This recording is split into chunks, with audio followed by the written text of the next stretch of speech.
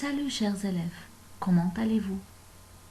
J'espère que les deux premières leçons de cette unité sont maintenant bien comprises et on a bien pratiqué sur ces deux leçons.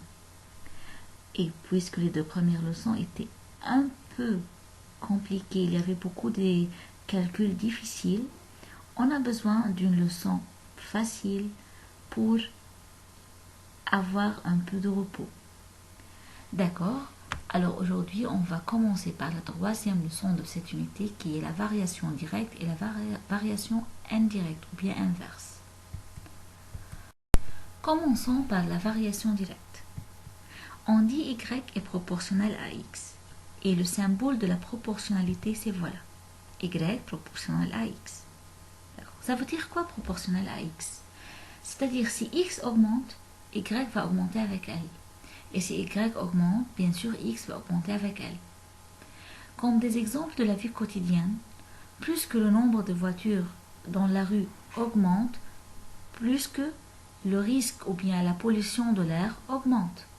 Alors, le nombre de voitures augmente, la pollution de l'air augmente. Un autre exemple vital. Plus que l'homme sera plus vieux, plus que le risque d'avoir ou bien d'atteindre des maladies et plus va augmenter aussi. Donc il y a une relation qui est proportionnelle, c'est une relation proportionnelle, directe. X augmente, Y augmente, Y augmente, X augmente. Alors on a deux variables. Lorsque une variable change, l'autre variable va changer avec elle, avec la première variable, et de même sens. Ou bien on augmente ensemble, ou bien on diminue ensemble. Comme formule, y égale kx. K c'est un nombre constant. Plus que le nombre de voitures augmente par exemple de 10%, donc l'air va être pollué de 10% de plus. Donc c'est une relation où il y a un nombre constant. Ce nombre-là va contrôler la variation entre les deux variables. Donc y égale kx, k c'est le constant. Et c'est la formule de deux variables proportionnelles. Y proportionnel à x, donc y égale kx. Et on a une autre formule qui est y1 sur y2 égale x1 sur x2. Et cette formule-là, on va la voir maintenant dans un exemple numérique pour mieux comprendre.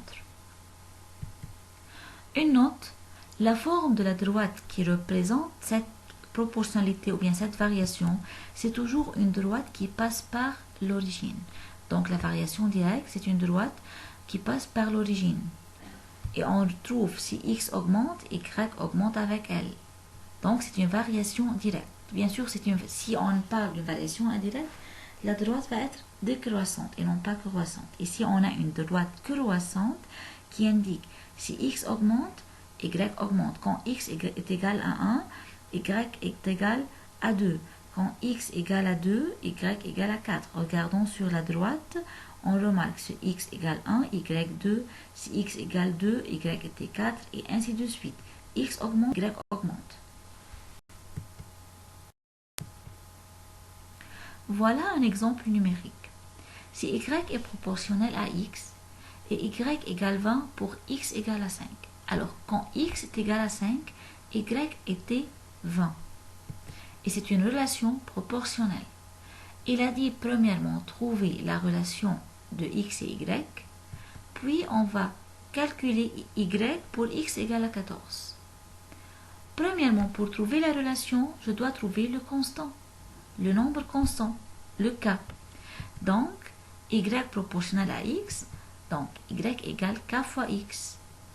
Et il m'a donné dans l'exercice deux nombres x et y, la relation entre x et y, quand y 20, x 5. Donc je dois remplacer y par la valeur donnée et x par la valeur donnée. Donc 20 égale k fois 5. Donc le k égale à combien? Je divise le 20 par 5, alors le k égale à 4. Donc la relation, c'est y égale 4x. Le y est le quadruple de x. Le y égale 4 fois x. Quand x égale à 1, y égale à 4. Quand x égale à 2, y égale à 8. Alors voilà, c'est la relation entre y et x. X augmente, y augmente, et fois 4. Y augmente du rapport 4 par rapport à x. Maintenant, pour x égale à 14, y égale à combien? Je remplace maintenant x dans la relation par 14.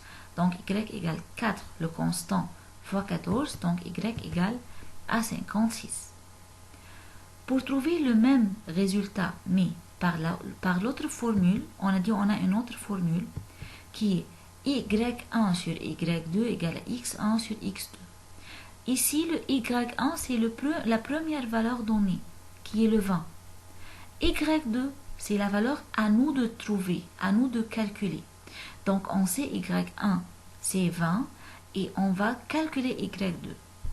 On sait x1, c'est 5, et il me donne x2 et 14. Moi, je veux trouver la valeur de y2 quand x2 égale à 14. Alors, première x donnée, c'est 5.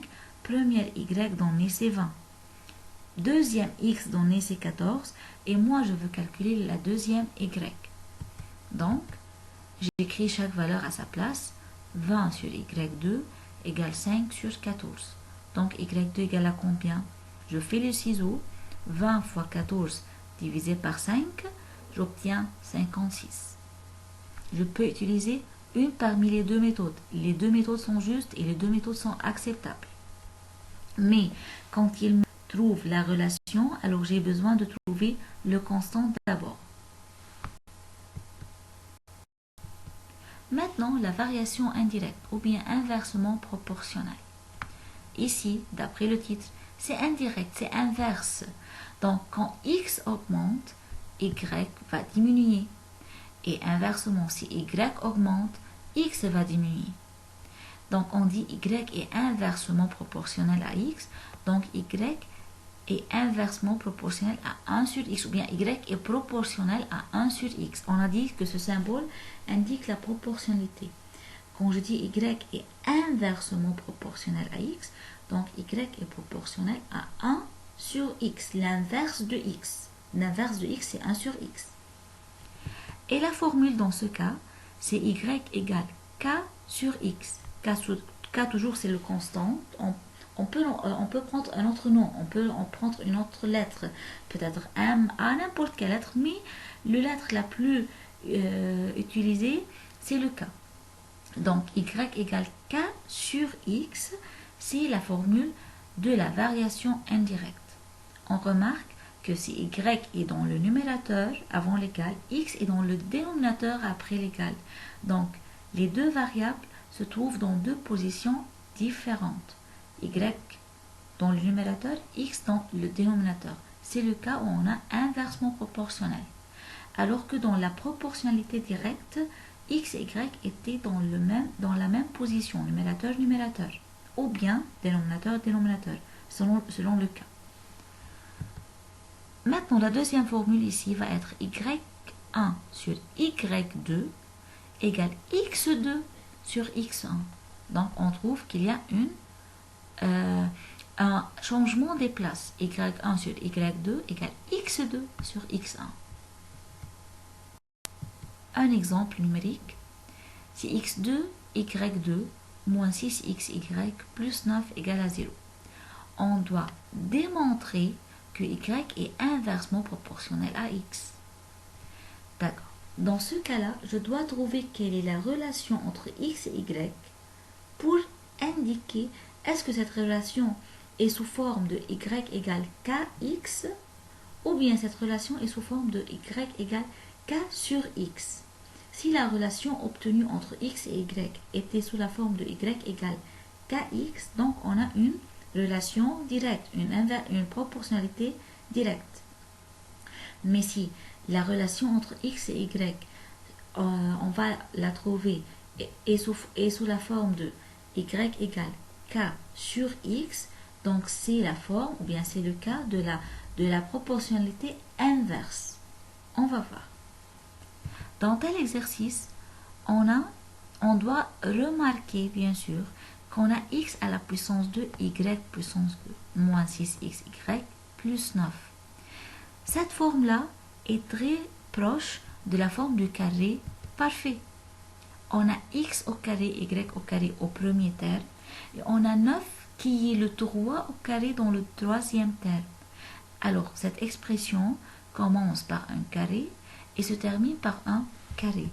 Donc, c'est le cas du carré parfait. Voilà, c'est la formule de carré parfait. On a déjà fait un rappel sur cette formule dans les deux premières leçons de cette unité. A au carré moins 2ab plus b au carré est égal à a moins b à la puissance 2. Donc, racine de a et racine de b pour trouver, bien sûr, racine de a au carré et b au carré.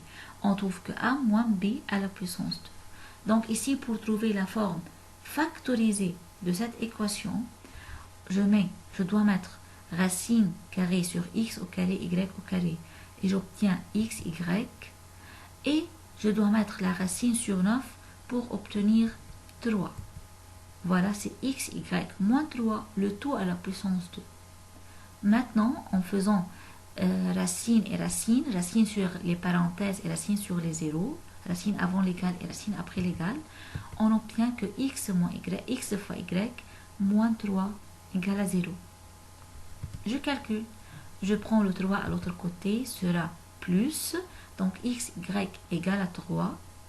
Et maintenant, moi, je veux trouver la relation entre x et y. Donc, x, y égale à 3. Je prends le x à l'autre côté et les t fois sera divisé. Donc, y égale 3 sur x. Cette forme-là, y égale 3 sur x, se ressemble à la forme de y égale k sur x. Donc, c'est une cas d'inversement de proportionnalité, une proportionnalité inverse. Y est inversement proportionnel à x. J'espère qu'à la fin de cette vidéo, on trouve une leçon facile. Ces exercices sont typiques, il n'y a pas beaucoup d'idées dans les exercices de cette leçon. Alors, essayez-vous de bien s'entraîner, de bien faire des exercices, et dans les vidéos suivantes, on va faire des exercices ensemble. Allez-y mes chers, à bientôt.